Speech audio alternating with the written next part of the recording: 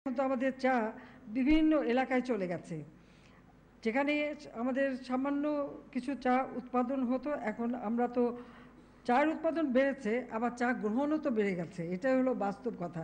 এর সাথে সামঞ্জস্য রেখেই আমাদের চলতে হবে। আর আমাদের এই উত্তরাঞ্চলে যে চা সম্ভাবনা দেখা দিয়েছে, সেটা সম্প্রসারণ করা, সেটাকে আরও একটু যত্নবান হওয়া এবং কীভাবে আরও চা উৎপাদন করা যায় সে ব্যবস্থা করা। তাছাড়া চা বোর্ড ক্ষুদ্র চাষিদের প্রযুক্তি সহায়তা, প্রশিক্ষণ, প্রণোদনা সামগ্রী বিতরণ সহ সব ধরনের সহায়তা দিয়ে যাচ্ছে। এবং পঞ্চগড়ের পাশাপাশি লালমনিরহাট জেলাতে চা বোর্ডের একটা স্থায়ী অফিসও নির্মাণ করা হয়েছে। এক সময় যে সব জায়গাগুলি মানে গোচারণ ভূমি ছিল, এখন সেখানে চায়ের বলতে পারেন এখন আর কিচেন গার্ডেন বলতে চায়ের খেতি হয়ে যাচ্ছে মানুষের।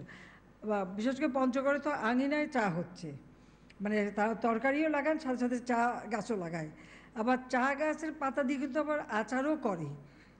এটাও একটা সব রকম তৈরি করে আমাকে দিয়েছে, টেস্ট করে দেখেছি, নানা ধরনের ওই শাকের মতো করেও খায়, অনেক কিছুই করে তারা। আমি মনে করি যে এটা করার ফলে যে আমাদের একটা অর্থকরী ফসল হচ্ছে, যেটা দেশের মানুষের আর্থিক সচ্ছলতা এনে দিতে সহায়তা করছে। আর চায়ের চাহিদা তো বেড়ে যাচ্ছে।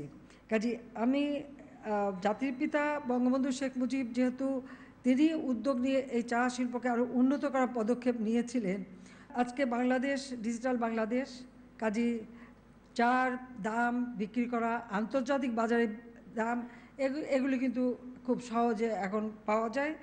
আর সেদিকে লক্ষ্য রেখেই আমাদের চায়ের দিকে দৃষ্টি দিতে হবে। চা শ্রমিক যারাই কাজ করান, শ্রমিকদের প্রতি যদি আপনারা যত্নবান হন, আপনারা কিন্তু বেশি করে কাজ করাতে পারবেন। শুধুমাত্র তাদেরকে ওই আপনার অধীনস্থ বলে বিবেচনা করলে হবে না। মনে রাখতে হবে তাদের শ্রম ঘাম দিয়েই আপনার উৎপাদন বৃদ্ধি করা উপার্জনের পথ করে দিচ্ছে।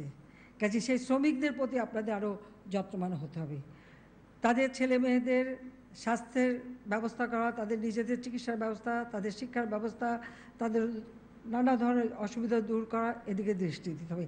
কারণ এরা যে এসছে, এদের কিন্তু সবচেয়ে দুর্ভাগ্য, জাতিপিতা এদেরকে নাগরিকত্ব দিয়ে গেছেন, এদের কিন্তু এই মাটিতে একখণ্ড জায়গা নাই যেখানে তারা আপন ভূমি হিসেবে বিবেচনা করতে পারে। অর্থাৎ তার এখানে কোথাও একটা পা রাখার জায়গা নেই, তার জন্য একটা ফ্লোটিং, ভাসমান। কিন্তু এই ভাসমান থাকবে কেন? আমাদের কোনো নাগরিক ভাসমান থাকবে না। আমরা যেটা সিদ্ধান্ত নিয়েছি, সকল ভূমিহীন গৃহহীন তাদেরকে ঘর করে দিচ্ছি। ইনশাল্লাহ এই চা শ্রমিকরাও এরকম ভাসমান থাকবে না, সেটা আমি বলে যাচ্ছি। এর জন্য যা করার করব। প্রধানমন্ত্রী কার্যালয়ের একটা আলাদা ফান্ড আছে, সেখান থেকে আমরা এই আমাদের বিভিন্ন অঞ্চলে মানুষ যারা একটু মানে অনগ্রসর, তাদেরকে আমরা সহযোগিতা দিয়ে থাকি। চা শ্রমিকদের জন্য একটা বিশেষ ভাতার ব্যবস্থা আমরা করি।